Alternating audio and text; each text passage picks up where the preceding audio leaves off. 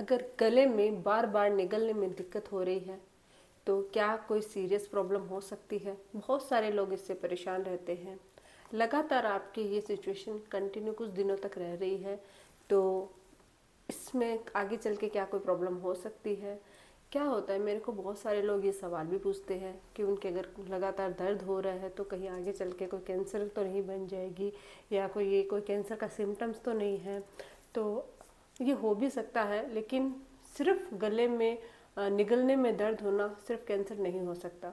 मैं आज इसके बारे में आपको डिटेल में थोड़ी सी जानकारी देना चाहूँगी, तो वीडियो को आप अंत तक जरूर देखिएगा, क्योंकि इस वीडियो के थ्रू हम लोग आज यही जानेंगे कि क्या बार बार अगर आपके निगलने में दिक्कत हो रही है तो आगे चल के ये कोई प्रॉब्लम तो क्रिएट नहीं कर पाएगी, और अगर नहीं तो गले के कैंसर के शुरुआती लक्षण क्या हो सकते हैं। इन सब के बारे में डिटेल में थोड़ा सा जानेंगे, तो वीडियो को अंत तक जरूर देखिएगा। ये वीडियो सभी लोगों के लिए फ़ायदेमंद है। वीडियो शुरू करने से पहले अगर अभी तक आप लोगों ने चैनल सब्सक्राइब नहीं किया है तो प्लीज़ सब्सक्राइब कर लीजिएगा। बेल आइकन को प्रेस करना बिल्कुल ना भूलिएगा, ताकि आपको न्यू वीडियोस की नोटिफिकेशंस मिलती रहें। तो चलिए शुरू करते हैं आज का टॉपिक। गले में अगर आपकी दिक्कत रहती है, निगलने में प्रॉब्लम हो रही है, तो ज़रूरी नहीं है कि ये गले के कैंसर का या थ्रोट कैंसर का कारण हो सकता है। हाँ, ये भी नहीं है कि नहीं हो सकता। बहुत सारे, अगर हम कैंसर के जो शुरुआती लक्षणों की बात करें तो उनमें से एक मेन कारण ये है कि आपके निगलने में बार बार दिक्कत हो रही है, लेकिन इसके साथ कुछ और सिम्टम्स भी जुड़े होने चाहिए। सबसे पहले तो कि हमारे निगलने में दिक्कत किन किन कारणों की वजह से हो सकती है। तो अगर आपके टॉन्सिलाइटिस की प्रॉब्लम है, थ्रोट इन्फेक्शन की प्रॉब्लम है, तो आपके निगलने में दिक्कत हो सकती है। फ्लू है, वायरल फीवर हो रखा है, तो इसकी वजह से भी आपके गले में इन्फेक्शन हो सकता है, और आप जब कुछ भी खाते हो पीते हो तो आपके दर्द हो सकता है। और टॉन्सिलाइटिस की प्रॉब्लम में तो बहुत सारे लोगों के कंटिन्यू दर्द रहता है, तो ये कभी ऐसे कंपैरिजन हो जाता है कि यार इतने दिनों से मेरे गले में प्रॉब्लम हो रही है, तो लोग डर भी जाते हैं कि कहीं मेरे ये कैंसर तो नहीं बन जाएगी। तो टॉन्सिलाइटिस एक बहुत बड़ा कारण होता है निगलने में दिक्कत का। दूसरा है एसिड रिफ्लेक्स।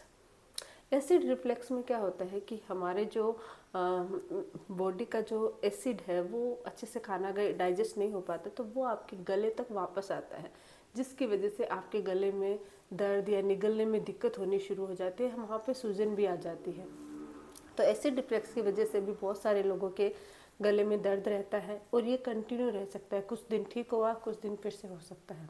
इसके अलावा एक डिजीज़ होती है इसोफेगल मोटिलिटी डिजीज़ बोलते हैं जिसको, जिसकी वजह से भी बहुत सारे लोगों के गले में सूजन रहती है और दर्द रहता है, निगलने में भी दिक्कत होती है। कुछ लोगों को एलर्जीज होती है किसी चीज़ से, तो एलर्जी की वजह से भी गले में दर्द हो सकता है, निगलने में प्रॉब्लम हो सकती है। और अगर ओरल कैंसर है तो या कोई गांठ बन रही है गले में, तो उसकी वजह से भी आपके गले में निगलने में दिक्कत आ सकती है। लेकिन अगर हम बात करें, अगर कोई कैंसर की गांठ बन रही है या थ्रोट कैंसर हो सकता है, तो उसकी वजह से भी आपके गले में निगलने में दिक्कत हो सकती है। लेकिन अगर हम गले के कैंसर की बात करें तो इसका सिर्फ जुड़ाव उससे नहीं है कि निगलने में दिक्कत है तो ये हो सकता नहीं, इसके लिए कुछ अदर सिम्टम्स भी होते हैं। अगर उनके साथ आपके गले में प्रॉब्लम हो रही है तो फिर आपको तुरंत डॉक्टर को चेकअप करवाना चाहिए। वो कौन कौन से शुरुआती लक्षण हो सकते हैं जिनके बारे में जानते हैं, क्योंकि अगर शुरुआत में ही किसी चीज़ का पता लग जाए तो आगे चल के आपको प्रॉब्लम नहीं होगी। तो जानते हैं कि गले के कैंसर के शुरुआती लक्षण क्या क्या हो सकते हैं। सबसे पहला तो अगर आपकी आवाज़ भारी हो रही है, आवाज़ चेंज हो रही है, यानी बहुत सारे लोगों को क्या होता है बोलने में दिक्कत होती है, साथ ही उनकी आवाज़ अचानक से चेंज होने लग जाती है, तो ये एक सिम्टम है। अगर आपका वजन मतलब बिना किसी कारण से वजन कम हो रहा है, अगर कफ बहुत ज़्यादा आ रहा है और कफ के साथ आपके ब्लड आ रहा है, सूखी खांसी आ रही है और उसके साथ ब्लड आ रहा है, तो इसकी वजह से भी आपके गले में कैंसर हो सकता है। और निगलने में दिक्कत अगर इन सब चीज़ों के साथ हो रही है तो आपको थोड़ा सा डॉक्टर को दिखाने की ज़रूरत है। और इसके अलावा में गांठ जैसा या सूजन जैसी फीलिंग आ रही है, तो ये भी एक सिम्टम है। अगर आपके मुंह से स्मेल आ रही है, कभी कभी जो कैंसर जो सेल्स होती है, गांठ जो बनती है, उसकी वजह से जब सांस लेते हैं तो सांस में बदबू आती है। तो अगर आपको ऐसी कोई बैड हेलिटोसिस प्रॉब्लम हो रही, बैड ब्रीथ की प्रॉब्लम हो रही है, और साथ ही इसके साथ अदर जो सिम्टम्स होते हैं वो अगर कंबाइंड हो रहे हैं, तो ये भी एक प्रॉब्लम हो सकती है। कान से गले तक अगर आपका कंटिन्यू दर्द रह रहा है, तो ये भी एक गले का सिम्टम, गले के कैंसर के सिम्टम्स हो सकते हैं।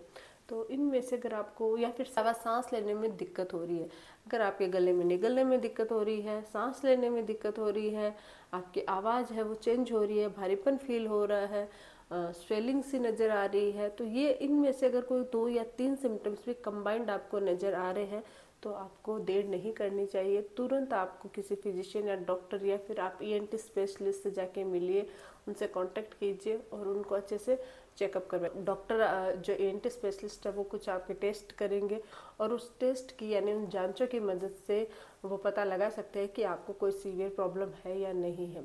तो जब भी ऐसे कोई भी सिम्टम्स आपको नज़र आ रहे हैं, तो तुरंत आपको डॉक्टर से कांटेक्ट करना चाहिए, देर नहीं करनी चाहिए। क्योंकि अगर शुरुआत में ही हमें पता लग जाएगा तो आगे चलकर हम इसको फैलने से रोक सकते हैं, और इसको और ज़्यादा सीवियर होने से रोका जा सकता है। क्योंकि स्टार्ट के जो फर्स्ट या सेकेंड स्टेज में अगर हमें आइडिया लग जाता, पता लग जाता, तो ट्रीटमेंट बहुत ईजी हो जाता है और आपको और ज़्यादा कॉम्प्लिकेशंस फील नहीं होते हैं। आज के लिए बस इतना ही। आई होप कि वीडियो हेल्पफुल रहा होगा। वीडियो अगर हेल्पफुल रहे तो प्लीज़ चैनल को लाइक कीजिए, शेयर कीजिए और सब्सक्राइब जरूर कीजिएगा। Thank you.